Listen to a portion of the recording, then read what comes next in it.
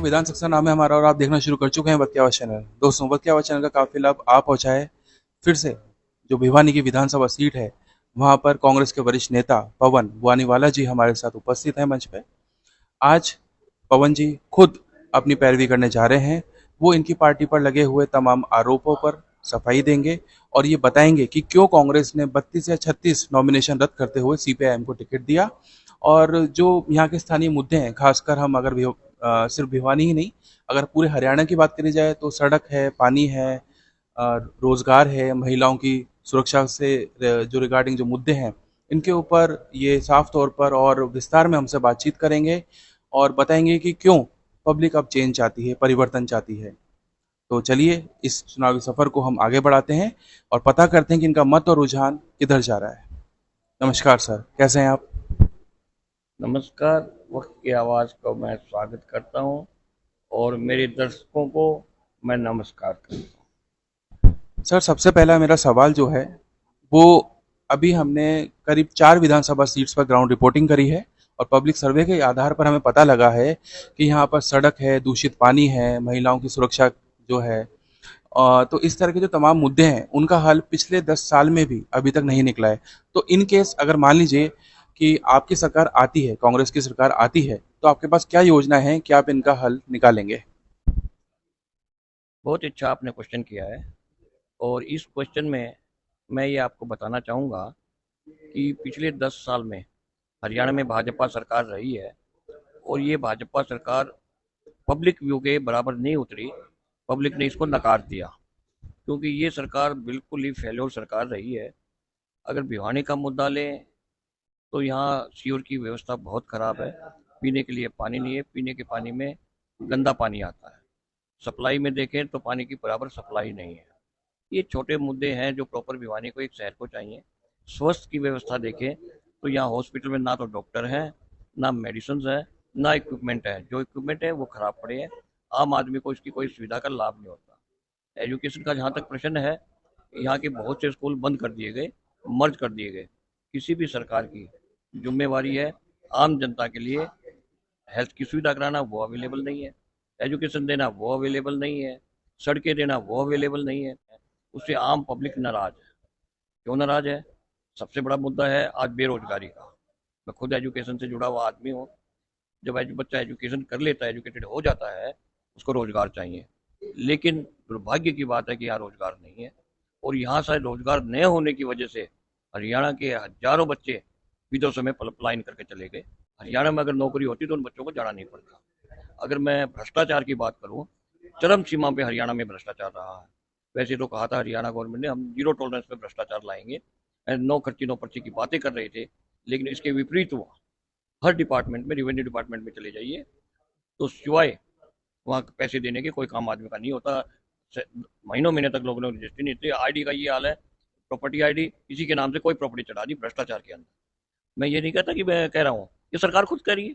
सरकार जो गवर्नमेंट की चीफ मिनिस्टर की फ्लाइंग है, वो रोज पकड़ रही है। कभी पटवारी को पकड़ती है, कभी तहसीलदार को पकड़ती है, कभी एएसआई को पकड़ती है। भ्रष्टाचार अति सीमा पे जा चुका है। तीसरा मुद्दा जो आ रहा है, वो सबसे बड़ा मुद्दा ये है, नौकरी के अलावा इसके अलावा महंगाई का। आज इतनी महंगाई आ चुकी है, हर आदमी का, मिडिल क्लास का जीवन निर्वाह करना बहुत मुश्किल हो गया है। जो सिलेंडर इन्होंने वादा किया था भाजपा गवर्नमेंट ने, वो 1000-1100 से कह गए हम 500-400 करेंगे, वो उतना का रहा। और अब इतना महंगा सिलेंडर लेके जनता में त्राहिमाम त्राहिमाम है। लेकिन अब हरियाणा का जो नया मैनिफेस्टो कांग्रेस पार्टी ने दिया है, उसमें उन्होंने 500 रुपये का सिलेंडर की अपना मैनिफेस्टो में दिया है। सर, मैं आपसे जानना चाहूँगा, अभी अभी आपने मिडिल क्लास वर्ग का जिक्र किया है, तो जो बीजेपी की सरकार है, बीजेपी का जो पोर्टफोलियो है और जो बीजेपी के वरिष्ठ नेता हैं, वो ये दावा करते हैं कि अगर हमारी सरकार फिर से हरियाणा में आती है तो हम 4 किलोवाट तक के solar panels middle class families के छत पर लगाएंगे, बिल्कुल मुफ्त। तो आपकी क्या राय है इसके ऊपर कि क्या आपकी सरकार भी इतना कुछ कर पाएगी मिडिल वर्ग के लिए? नहीं, ये जुमला है। पीछे भी इन्होंने वादा किए थे कि हम किसानों को पैनल लगाएंगे। मेरे पास रिकॉर्ड है, पैनल लगाए, आज तक पेमेंट नहीं हुआ। सभी व्यापारी वर्ग दुखी है। ना तो पैनल लगते हैं, ना पैनल लगाए जाते हैं। जब तक हम लोग इलेक्ट्रिसिटी का प्रोडक्शन नहीं करेंगे, केवल हरियाणा सरकार ने कम से कम 4 नए कारखाने इलेक्ट्रिसिटी के लगाए, जिससे आज हरियाणा का गुजारा हो रहा है। आज से 10 साल पहले भूपेंद्र सिंह हुड्डा की सरकार थी। उस सरकार में आईएम आया, प्रोजेक्ट आए, पावर प्लांट आए, रोड्स का काम हुआ, फ्लाईओवर आए। भिवानी में 10 साल में मेडिकल कॉलेज बन के तैयार हुआ, जिसकी नींव चौधरी भूपेंद्र सिंह हुड्डा ने रखी थी। और सीबीएल यूनिवर्सिटी चौधरी बंसीलाल जी के टाइम में और चौधरी भूपेंद्र सिंह हुड्डा के टाइम में दुनिया भर की कम से कम 8-10 यूनिवर्सिटियों का इन्होंने जगह जगह चालू किया। इन्होंने कोई नई यूनिवर्सिटी एक भी नहीं बनाई, ना कोई आधारशिला रखी। कॉलेजेस देखे, कॉलेजेस सारे कांग्रेस राज में बनाए गए और लोग भाजपा से पूरी तरह नाराज है और उन्होंने भाजपा को नकार दिया है। मेरा अपना अनुमान है 10 सीट तो मैं मानता हूं उनकी कंफर्म आएगी, बाकी 10-15 सीटों पे उनका कंपटीशन है और आने वाले समय में चौधरी भूपेंद्र सिंह हुड्डा सरकार बनाएंगे। उन्होंने अपना सड़क से लेके आज तक 10 साल तक पब्लिक में अपनी आवाज खोली है और उस आवाज की वजह से आज पब्लिक उनके साथ है। और मैं चौधरी भूपेंद्र सिंह हुड्डा का बड़ा आभारी हूं कि उन्होंने देश को जगाया है, हरियाणा को जगाया है। भाजपा के खिलाफ बड़ा भारी जनादेश आएगा, वो कांग्रेस पार्टी की तरफ से आएगा और कांग्रेस पार्टी ने ही जनता का भला किया है। मनरेगा चालू किसने किया? कांग्रेस ने किया, जिससे आम आदमी अरब कांग्रेस और भी मनरेगा चालू कर रहे हैं। अगर मैं कांग्रेस का मैनिफेस्टो की बात करूं तो आम आदमी को बड़ा भारी लाभ मिल रहा है। जो सिलेंडर 1100-1000 रुपये मिल रहा है, 500 रुपये में सिलेंडर मिलेगा।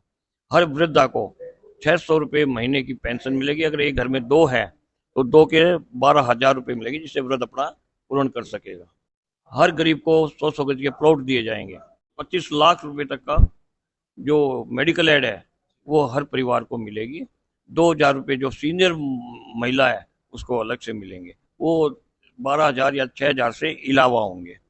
तो कहने का तात्पर्य ये है कि केवल और केवल 2 लाख नई भर्तियां भरी जाएगी। तो आज हरियाणा में बड़ा बदलाव है, हरियाणा में कांग्रेस की लहर है और 2/3 से ज्यादा कांग्रेस पार्टी सरकार बनाएगी और भूपेंद्र सिंह हुड्डा के नेतृत्व में सरकार बनेगी, राहुल गांधी के आशीर्वाद से। और हमारे कांग्रेस के अध्यक्ष श्री उदयभान जी हैं, उनकी बराबर गाइडेंस आ रही है। तो मैं ऐसा विश्वास करता हूं कि बहुत समय के बाद हरियाणा की जनता को बड़ी राहत मिलेगी और कांग्रेस पार्टी आएगी, जिससे आम आदमी का जीवन सुखी होगा। सर, अगर बात करी जाए विचारधारा की, तो ऐसी क्या परिस्थितियां बनी कि सीपीआईएम और कांग्रेस की विचारधारा एक हो गई भिवानी विधानसभा सीट पर? देखिए, ये गठबंधन का मामला है, सीपीआईएम और कांग्रेस। कांग्रेस का सीपीआईएम से पहले भी संबंध रहा है बंगाल में, ज्योति बसु के टाइम में। लेकिन मैं स्वागत करता हूं कि इस दफे गठबंधन में सीपीआईएम की आई है। हम सब लोग सीपीआईएम का स्वागत करते हैं और उनका पूर्ण, जो भी कांग्रेस पार्टी के वर्कर हैं, जो भी नेता लोग हैं, उनको पूरा समर्थन दे रहे हैं। सर, भिवानी का जो सिटी थाना है, इसके सामने एक शॉप है लक्ष्मी गारमेंट्स करके। वहां से 4-6 महीने पहले जो चोर थे उन्होंने छत तोड़कर और सारा माल उड़ाकर ले गए, लेकिन अभी भी प्रशासन चुप बैठा है और उसके ऊपर कोई ठोस कार्रवाई नहीं हुई है। तो इस पर आपकी क्या राय है? इस सरकार में, भाजपा सरकार में बड़े दुर्भाग्य की बात है, कानून व्यवस्था पूरी तरह चरमराई हुई है। भिवानी, हिसार, रोहतक, गोहाना, हर जगह फिरौती मांगी जा रही है। व्यापारी वर्ग को कोई सेफ्टी नहीं है। अगर भिवानी में लक्ष्मी साड़ी वाले के यहाँ 20 लाख रुपए की चोरी हुई, लेकिन पुलिस भी इसमें बिल्कुल नाकाम है और हरियाणा सरकार टोटली फेल्योर है कि व्यापारी के यहाँ कोई सुरक्षा नहीं है, कानून व्यवस्था पूरी तरह चरमराई हुई है।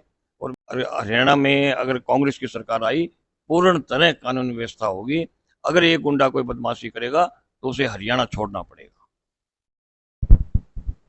सर, मेरा अगला सवाल आपसे ये है कि लोकसभा इलेक्शंस के टाइम पर हरियाणा के अंदर कांग्रेस की सरकार ने ये वादा किया था कि अब जो अपकमिंग विधानसभा इलेक्शंस है उसके अंदर हम सभी सीट्स पर अकेले आएंगे, अकेले लड़ेंगे और अकेले जीत कर जाएंगे।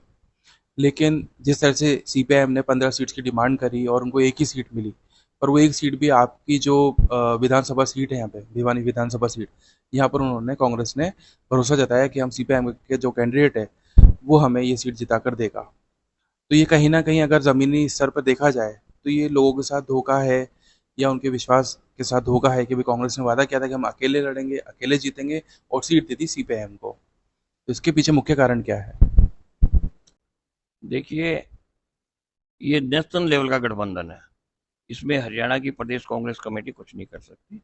सीपीआईएम को एक सीट मिली है, तो ये मुझे नहीं मालूम 15 सीट की डिमांड हुई है।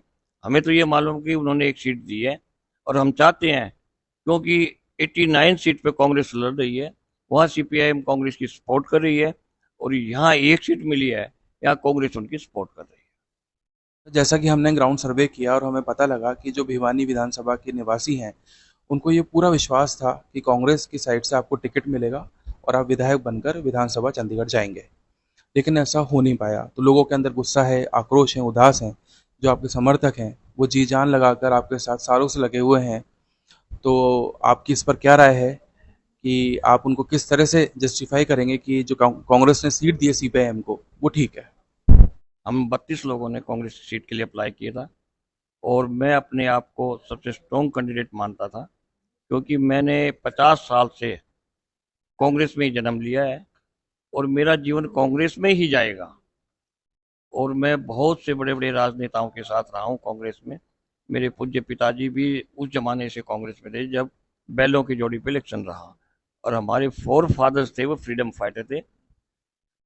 अमीलाल जी बुआनीवाला, भक्त अमीलाल बुआनीवाला फ्रीडम फाइटर रहे, और मुझे पूरी आशा थी कि मुझे टिकट मिलेगी, और पूरा आश्वासन भी था कि टिकट आएगी। लेकिन हाईकमान जो फैसला करता है हम उसे एक्सेप्ट करते हैं।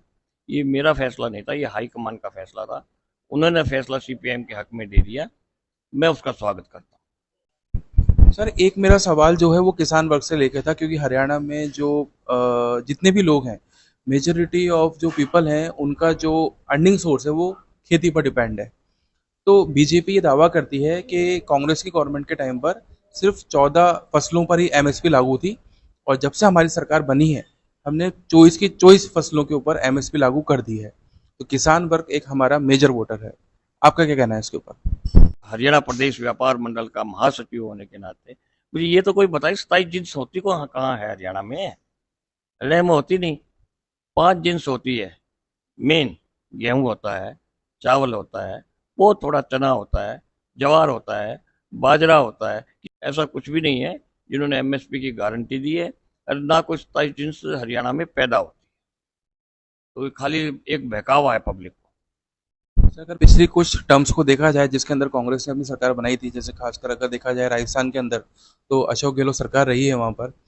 तो बीजेपी के लोग हमेशा ये विरोध करते रहे हैं कि चाहे हुड्डा साहब की सरकार हो हरियाणा में, चाहे अशोक गहलोत जी की हो राजस्थान के अंदर, इन लोगों ने कर्ज माफी के नाम पर वोट तो ले लिए पर कर्ज माफ नहीं किया।